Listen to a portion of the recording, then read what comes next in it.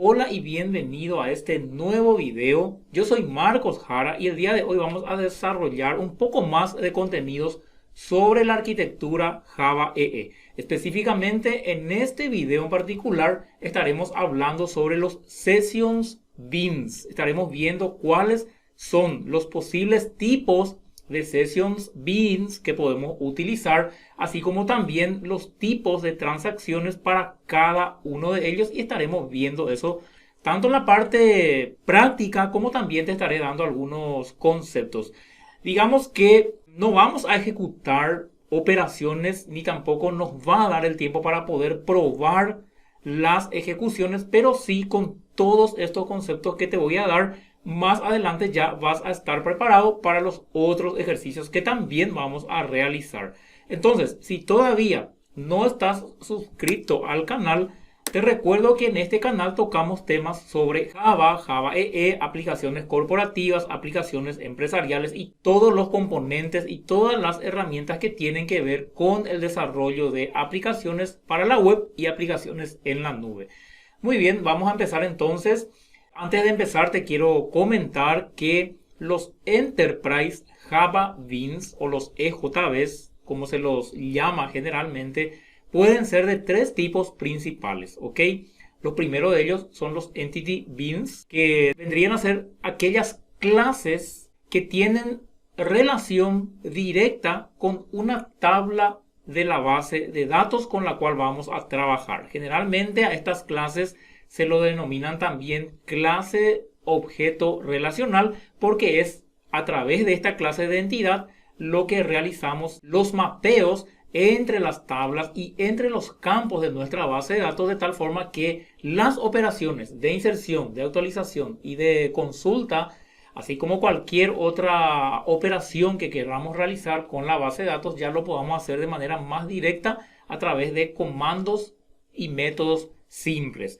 Eso nosotros vamos a desarrollarlo en otro video. Ahora vamos a enfocarnos en el siguiente punto, que es los Sessions Beans. Los Session Beans, al igual que los Entity Beans, también son clases, pero estas clases están más orientadas a resolver problemas de lógica de negocios de la aplicación, lo cual significa que todo lo que hagamos en cuanto a operaciones con la base de datos y en cuanto a lógica y validaciones lo vamos a implementar dentro de estas clases Sessions Beans. Y también dentro de lo que es el tipo de EJBs tenemos los Message Driven Beans o los Beans manejados por mensajes, que vendrían a ser, digamos, también como clases que soportan operaciones para realizar cierto tipo de lógica asíncrona dentro de nuestra aplicación. ¿Ok?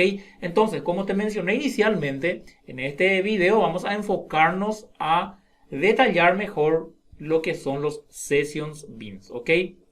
En primer lugar, tenéis que entender que para poder utilizar los EJBs o los Enterprise Java Beans, eso tiene que correr dentro de un contenedor. ¿Ok? Dentro de un contenedor de EJB.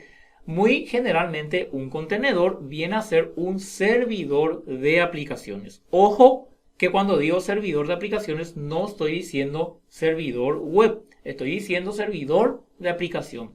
Un servidor de aplicación viene a ser como un servidor que provee más funcionalidades que simplemente servir de páginas, donde podemos encontrar diferentes tipos de servicios los cuales podemos aprovechar para el funcionamiento de nuestra aplicación. Por ejemplo, el administrador de transacciones podría ser, digamos, uno de los servicios adicionales que nos proporciona el servidor de aplicaciones.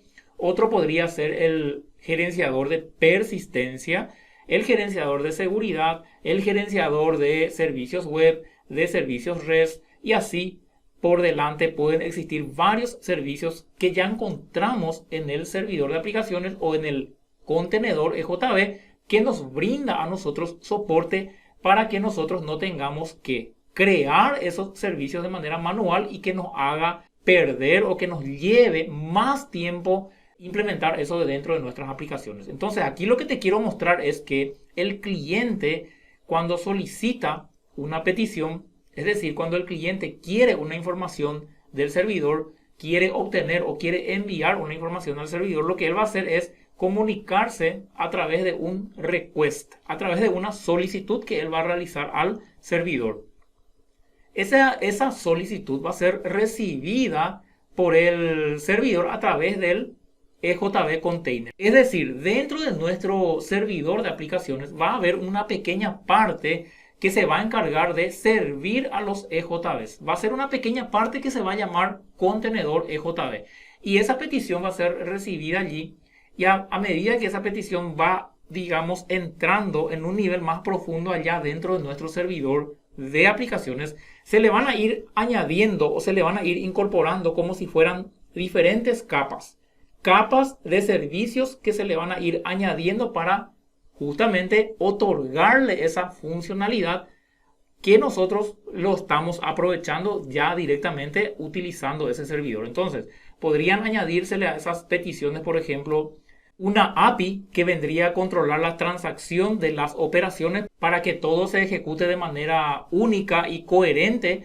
Luego también se le añadirá un administrador o una API de persistencia que a través de la cual vamos a poder, digamos, mapear todo lo que nosotros tenemos en la base de datos dentro de clases de entidad, de tal manera que las operaciones ya no lo tengamos que hacer con comandos SQL.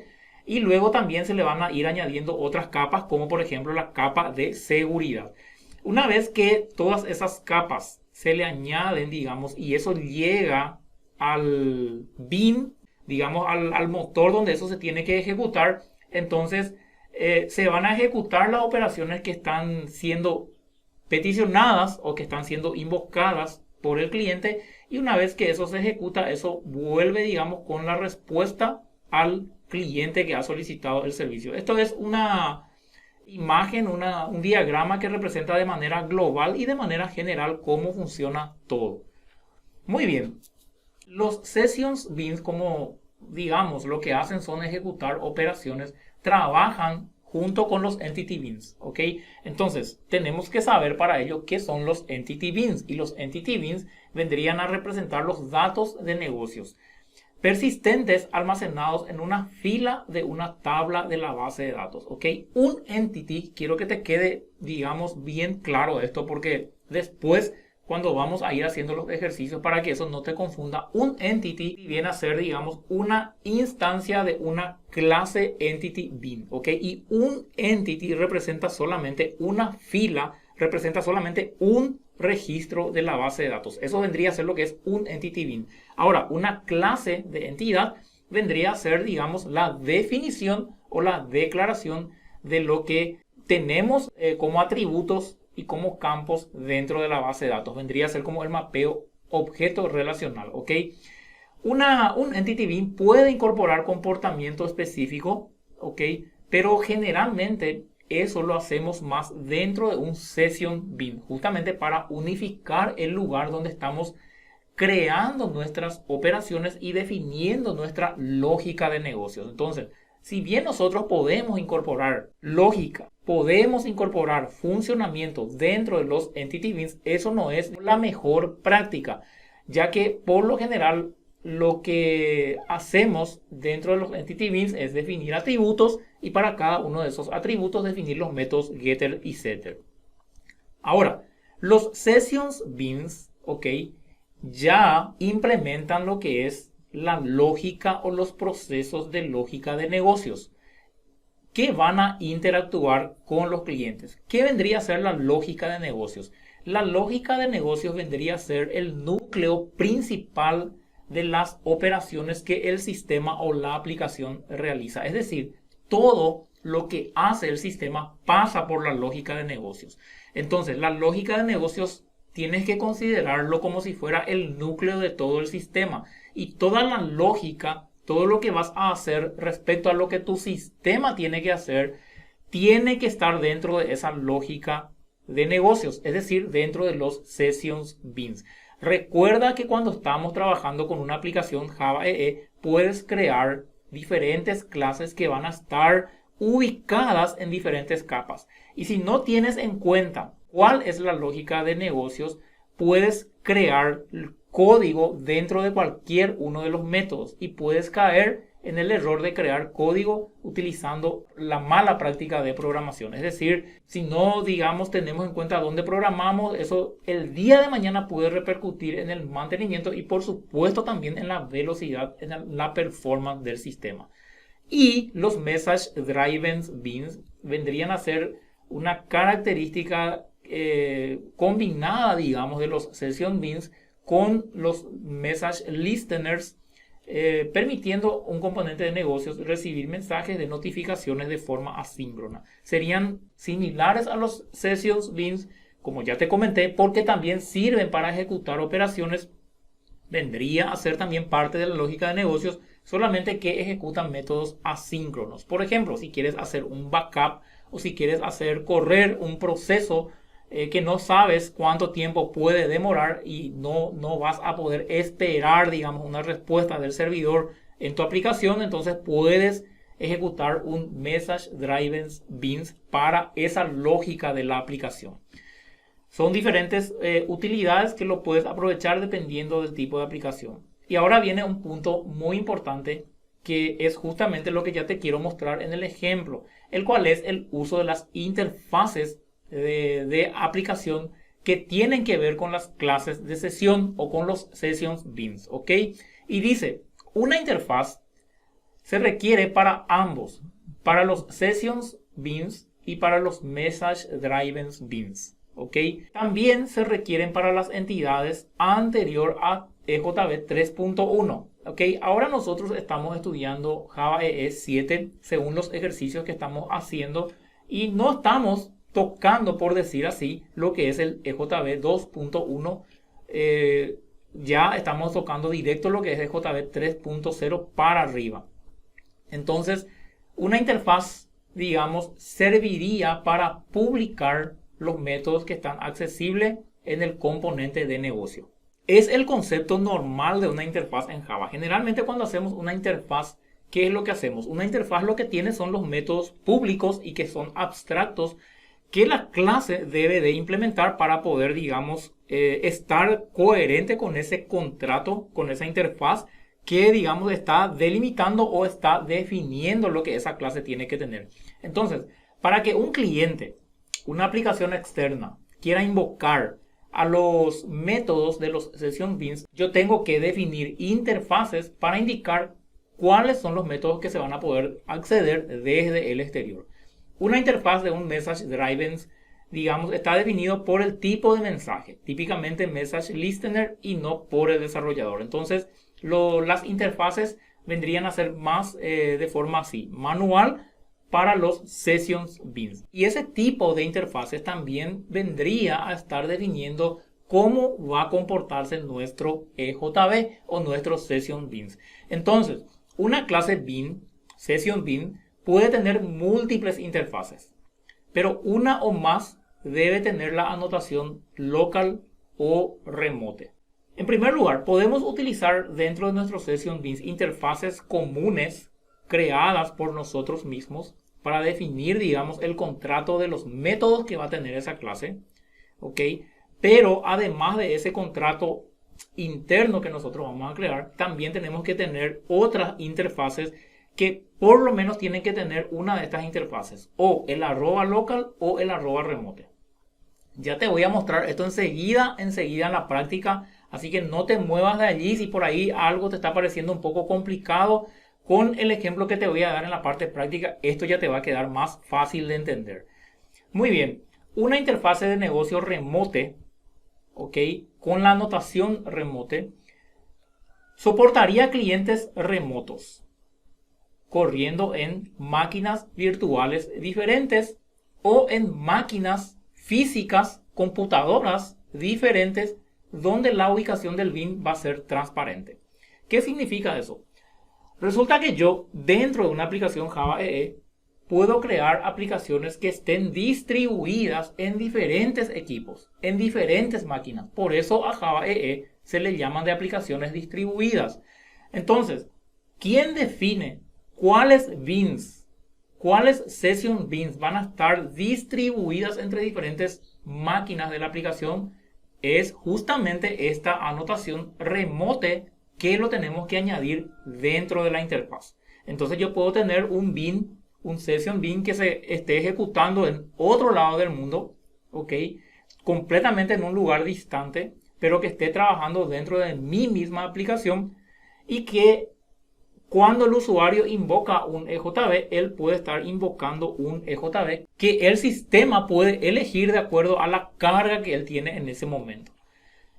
Ahora, si solamente hay interfaces locales, es decir, utilizando esta anotación @local que está aquí, entonces todos los clientes van a correr en la misma máquina virtual o en la misma máquina, en la misma computadora. Vamos a ver entonces un ejemplo aquí en nuestra implementación del tutorial EJB. Le voy a mostrar cada uno de los dos casos, ¿ok? Entonces, supongamos que yo quiera crear una nueva session bin. Voy a seleccionar aquí, nueva session bin. Voy a crear aquí dentro de este paquete com.persona, ¿ok? Y voy a colocarle com.persona.facade. Ese es, digamos, el paquete donde voy a crear, que es aquí. Y luego le voy a colocar el nombre, le voy a colocar persona facade, ¿ok? Y aquí tenemos las business interface, es decir, las interfaces de negocio que pueden ser local o pueden ser remota. Entonces, puede ser también local y también puede ser remota. Entonces, fíjate que aquí le voy a seleccionar, por ejemplo, remota, ¿ok? Y aquí le voy a dar next y le voy a dar finalizar. Fíjate que él me va a crear entonces dos clases, o mejor dicho, una clase y una interfaz, aquí, una clase y una interfaz, en donde esta interfaz que yo tengo aquí es remota. Si yo abro aquí, podemos ver que aquí está la interfaz, esta es la interfaz, dice public interfaz, y tiene una anotación remote. ¿Qué significa esta anotación remote? Significa que a todos los métodos que se encuentran dentro de esta interfaz, digamos, voy a poder acceder desde la máquina local o desde la máquina virtual local, así como también desde otras máquinas virtuales. Es decir, desde otra ejecución del Java, por ejemplo. Entonces, aquí, por ejemplo, si yo creo un método, vamos a suponer, a ver, public persona crear, aquí le voy a poner persona, y aquí le voy a poner return null, solamente para probar, ok. Le voy a dar un control shift O para que me haga el import correspondiente. Esto es solamente para probar. Yo no te voy a mostrar ahora ninguna lógica dentro de la programación. Yo solamente te quiero explicar cómo definir los session bins y cuáles son los tipos de session bins que puedes utilizar dentro de tus aplicaciones. Entonces, aquí tienes, lo primero que tienes es que la session bin es del tipo stateless. Ya te voy a explicar enseguida qué es un stateless. Pero a través de esto, digamos, él entiende que la clase es un bin, una clase session bin, ¿ok? Luego podés ver que él hace un implement de su interfaz, es decir, de persona facade remote. Y yendo a la interfaz podemos ver que la interfaz es remote y además de eso podemos ver que también hay un estándar, un padrón en los nombres que es el sufijo remote. Ok, y aquí dentro yo tengo que crearle el public persona crear persona. Ok, allí le doy control shift O y ahí tengo. Entonces yo guardo esto y ahí está. ¿Qué es lo que acabé de hacer? Acabé de crear un método abstracto dentro de mi interfaz definiendo que este método que está aquí, ¿ok?, va a poder ser invocado tanto local como remotamente. Ya te expliqué que local significa dentro de la misma máquina virtual de Java o desde otra máquina virtual, desde otra computadora. Y local significa que solamente desde la misma máquina donde esté corriendo el servidor. ¿Por qué diferentes JVMs y por qué diferentes máquinas? Porque cuando creamos aplicaciones distribuidas, o sea, parte de nuestra aplicación, distribuidos en diferentes componentes en diferentes máquinas, ¿ok? Entonces, por eso es que a eso se le llama interfaz local o interfaz remota. Muy bien. Ahora, Aquí vos podés tener más métodos dentro de la clase persona, ¿ok? Pero solamente a los que están publicados aquí a través de esta interfaz son los métodos que van a publicarse, digamos, para JVMs diferentes. Ahora, esta interfaz también podría ser aquí, en vez de remote, podría también ser local, ¿ok? Sin problemas. Ahora, ¿eso qué significa? Que todos los métodos que tienen mi clase y que tienen una interfaz local, ¿ok? Que tienen solamente una interfaz local, no van a poder ser invocados desde JVMs diferentes.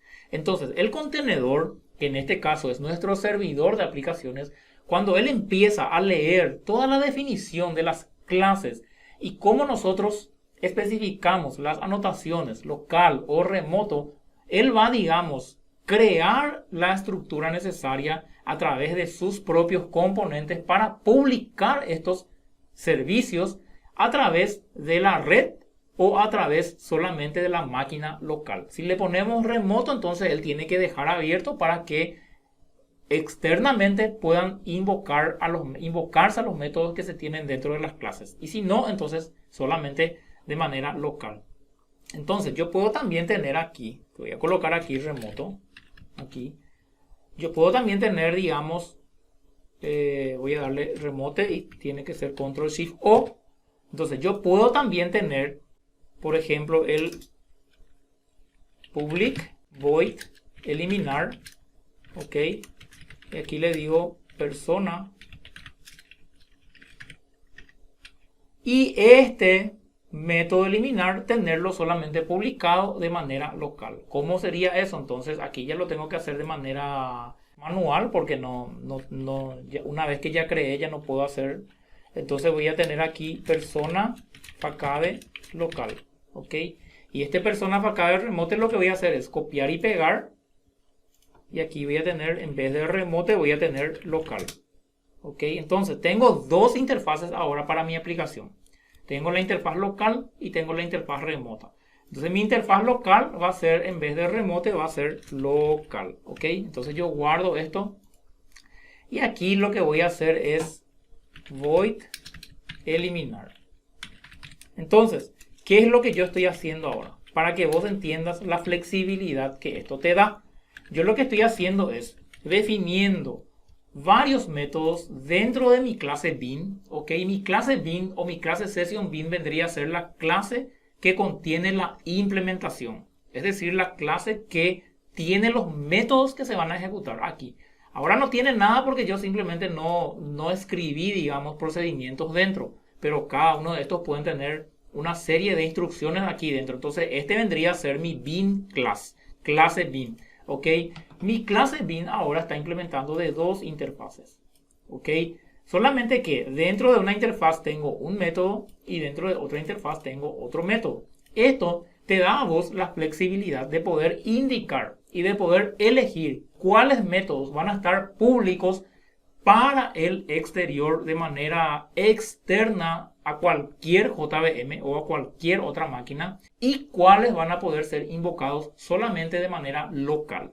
Vos podés tener de manera arbitraria las razones por las cuales vos podés querer tener un tipo u otro. Pero lo ventajoso de todo esto es que al tener así, te da, digamos, esto la flexibilidad de poder especificar de manera bien clara cuáles son los elementos que van a estar publicados al exterior.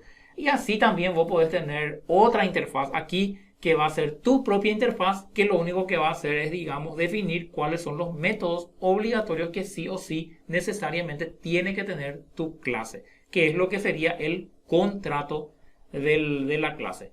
Entonces eso sería para entender un poquito lo que es el Session Beans remoto y Session Beans local. Aquí entonces si vos creas, por ejemplo, una nueva clase Session Bean, ya a partir de ahora vas a saber para qué sería esto que está aquí. ¿Ok?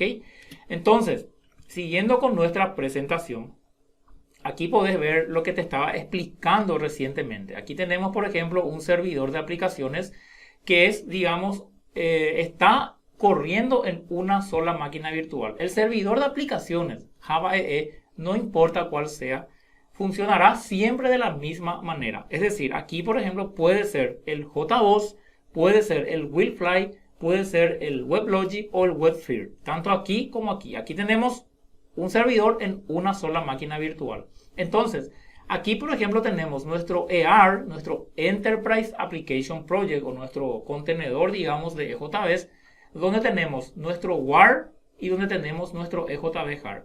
Y esto está corriendo todo dentro de una misma máquina.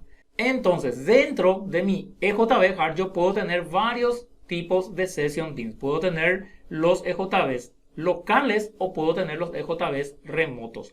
Entonces, aquellos que son remotos, un usuario, un cliente, que en este caso vendría a ser una aplicación Swing o vendría a ser una aplicación Java normal, podría invocar directamente solamente a los beans que son remotos. No podría invocar a los beans que son locales. Por eso muchas veces cuando desarrollamos aplicaciones Java EE no lo podemos probar hasta que no tengamos nuestra aplicación web, porque nuestra aplicación web es la que correrá dentro del mismo servidor y desde la cual él va a tener acceso local a todos los componentes ya desarrollados del EJB. Sin embargo, para poder acceder desde afuera, tenemos que crear nuestros EJBs de manera remota. Y muchas veces, ya lo vas a ver más adelante, los EJBs remotos consumen más recursos.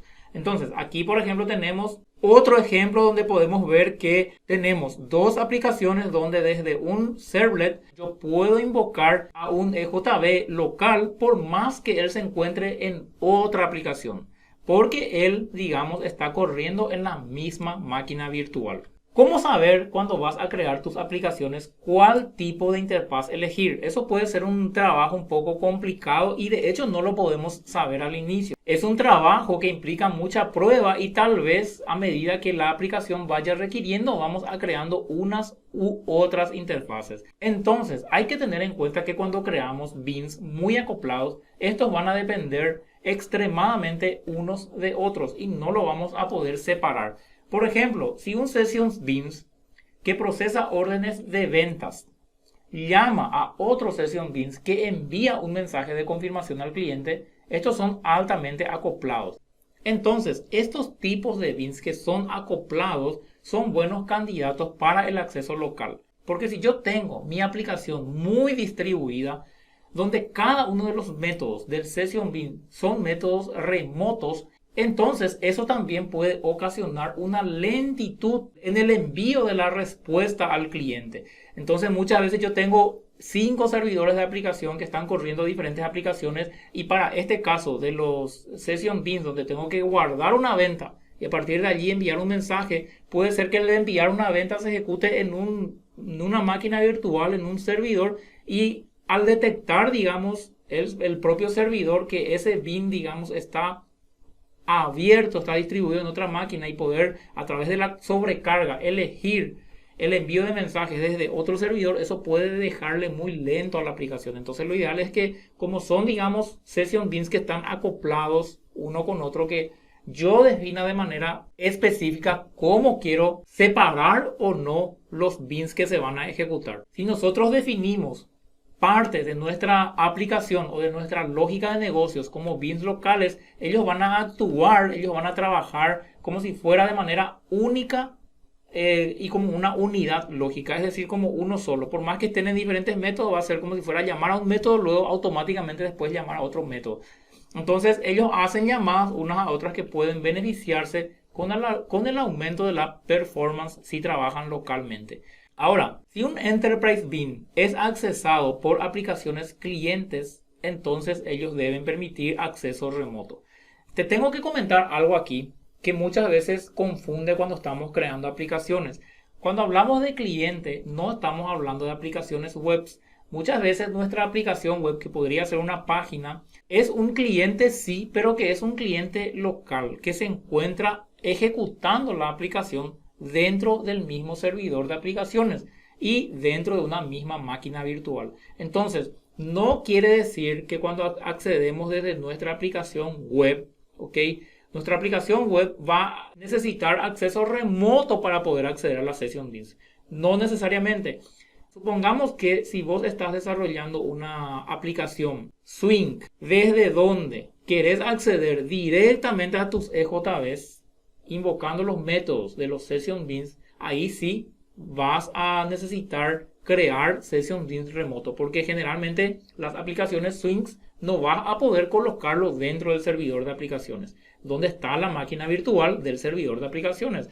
Probablemente tu máquina virtual Swing va a estar en otro lugar, en otra ubicación. Entonces allí sí vas a necesitar que tus interfaces sean remotas. Ahora, si vos vas a crear una aplicación Swing y vas a acceder a los servicios ya desarrollados utilizando proveedores REST, allí no necesitas tampoco ofrecer interfaz remota, porque quienes van a acceder a tus Session Beans no va a ser tu aplicación Swing, sino que van a ser ya tus servicios que se encuentran ya también dentro del mismo servidor de aplicaciones. Entonces es importante entender cómo funciona esta parte de la arquitectura para saber después cuáles tipos de interfaces desarrollar. Si bien la parte teórica es mucho más complicado que la parte práctica, ya que como viste en la parte práctica todo se trata o todo se refiere a anotaciones. Muy bien. En un ambiente de producción, dichos clientes generalmente corren en diferentes máquinas que el servidor de aplicaciones. ¿Ok? Estamos hablando de una aplicación Swing, estamos hablando de otro tipo de aplicaciones que quieren acceder directamente al Session Bean. ¿Ok? Directamente al Session Bean. Ahora, si un cliente de Enterprise Bean es un componente web u otra aplicación web, entonces el tipo de acceso va a depender de cómo se van a distribuir los componentes. Si estamos hablando de una aplicación, por ejemplo JSF o Primefaces, sabemos que el Primefaces se procesa, se transforma y se convierte posteriormente a HTML dentro del mismo servidor de aplicaciones donde se encuentran los Session Beans. ¿Ok? Entonces allí basta con que la interfaz sea local. Ahora, si vos estás creando una aplicación web que está en otro servidor de aplicaciones y a través de ese otro servidor de aplicaciones vas a necesitar acceder a los Session Beans de manera remota, allí sí vas a necesitar que tu puerta de los Session Beans esté abierta de manera a ejecutarse remotamente también. Aplicaciones hechas en Java EE son escalables porque los componentes del lado del servidor pueden ser distribuidos sobre múltiples máquinas. ¿Ok? Y esto que estamos viendo ahora es lo que nos da la flexibilidad de poder ejecutar nuestras aplicaciones o parte de nuestra aplicación en diferentes equipos, en diferentes servidores, en diferentes máquinas virtuales. En una aplicación distribuida, el componente web puede ejecutarse en un servidor diferente al cual el Enterprise Bean está contenido, que es lo que ya te había explicado anteriormente. Entonces, los Enterprise Beans deben accederse de manera remota. Teniendo en cuenta el factor de latencia de red, las llamadas remotas son un poco más lentas que las llamadas locales. ¿Ok? Entonces, cuando nosotros preparamos a nuestro servidor de aplicaciones para poder ejecutar operaciones solamente de manera remota, el cliente solamente va a poder invocar a la Session Bean de manera remota. Eso va a causar que nuestro acceso a dichas operaciones sea un poco más lenta que las operaciones realizadas de manera local. Entonces, ten en cuenta siempre que no todo tiene que ser tampoco remoto. Ahora, si se distribuyen los componentes entre diferentes servidores, se debe mejorar la performance en general. ¿Ok? De hecho que la interfaz remota está muy bien preparado para trabajar sobre ambientes remotos, por lo cual cuando realmente va a trabajar en un ambiente remoto se optimiza su utilización. La performance puede variar entre diferentes sistemas y ambientes operacionales. Ahora, si vos no estás seguro de cuál tipo de acceso necesitas otorgarle a tus Session Beans, entonces lo mejor es elegir el acceso remoto, porque da más flexibilidad a toda la operación, a todo el sistema, si bien también es un poco más lento. ¿Ok? Y la idea es que en el futuro se puedan distribuir los componentes de manera ya a acomodar el acceso sobre demanda de la aplicación. Es posible tener un Enterprise Bean que permita ambos, el acceso local y el acceso remoto, utilizando diferentes interfaces, que es lo que yo ya te mostré.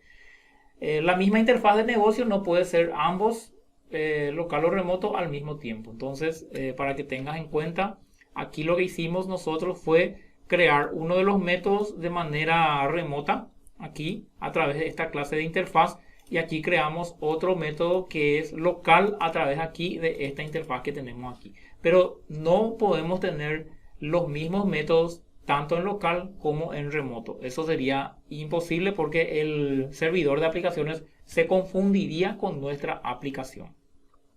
Muy bien. Un Session Bean puede ser invocado por un cliente simple desde dentro del mismo servidor de aplicaciones, que es el caso de nuestra aplicación Servlet. Okay, un servlet, digamos, corre dentro del mismo servidor donde el EJB o el Session Bean está, digamos, instanciado. La misma cosa pasa con nuestras aplicaciones JSF. Es decir, la aplicación JSF a través de sus clases beans va a instanciar los Session Beans que están dentro del mismo servidor de aplicaciones donde el JSF esté ejecutándose. Un cliente también puede invocar los métodos del Session Beans para ejecutar la tarea de la lógica de negocios, ¿ok? Y cuando el cliente termina, ¿ok? El Session Beans aparece como terminado y deja de estar asociado al cliente. Y eso fue todo lo que te quise explicar en este video. Espero que a partir de ahora puedas entender o comprender de manera un poco más abierta todo lo que es el concepto de Session Beans. Por supuesto, no terminamos. Este video va a ser complementado con otros conceptos que aún no desarrollamos, que son los tipos de EJBs, los tipos stateless, stateful, y también tenemos que ver los tipos de transacciones soportados por los EJBs que ya estaremos viendo en otro video. Así es que si querés ser notificado de cuando esos videos van a aparecer, te invito a que te suscribas al canal para no perderte. Eso ha sido todo por hoy y nos vemos en el próximo video.